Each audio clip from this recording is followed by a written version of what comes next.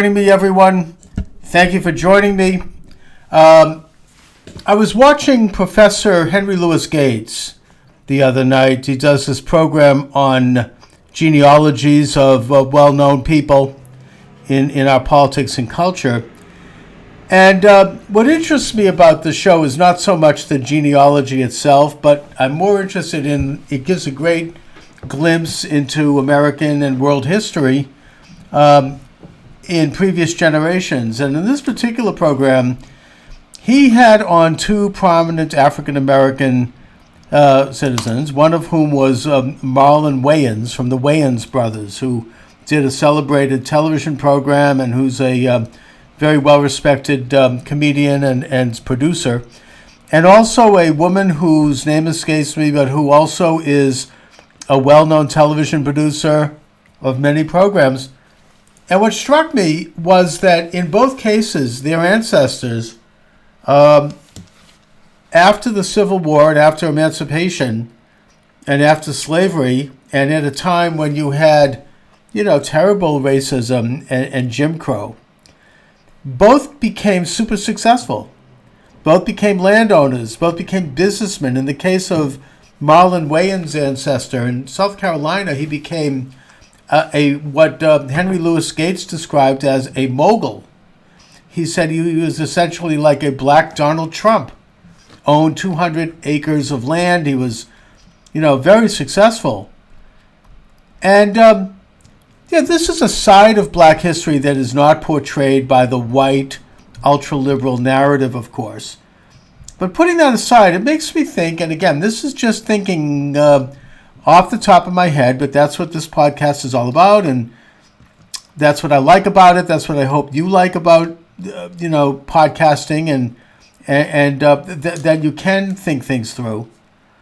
It occurs to me that a major motivation of Jim Crow and official, racism was not only based on bigotry and racism, which certainly is there, but also on fear that the black community was going to rise up and fully realize its potential, become super successful in all areas, as which it did in many cases, more cases than are discussed.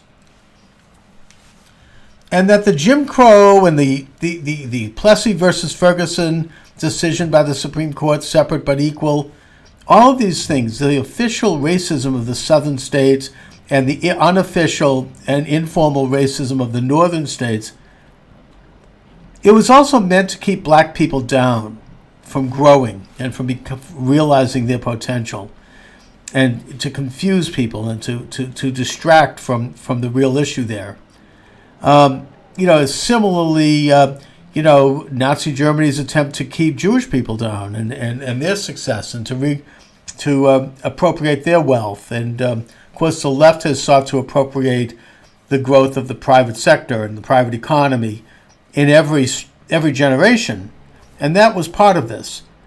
We have, and I think that agenda was replaced in the 1960s by the left's co-option of what was a Republican idea, which would have empowered black people by getting rid of the vestiges of formal racism, Jim Crow laws and whatnot, and allowing black people to take their place as fully successful citizens of America by introducing various hateful modalities. They sought to destroy the black family with massive welfare programs and encouraging people to take money for not working as opposed to encouraging, the growth of economies. The destruction of black education, where children would be taught these quack methodologies like look-say reading, so they'd be semi-illiterate and wouldn't be able to achieve all that they were meant to achieve. The destruction of the black church, which was a great moral force. I think the black church actually is responsible for having reinvigorated the white church in America. That was corrupted by people like Margaret Sanger, who paid off ministers to promote abortion. And the left, which used it, which is anti-religious, anti-faith anyways, and which sought to replace faith with, racial rage.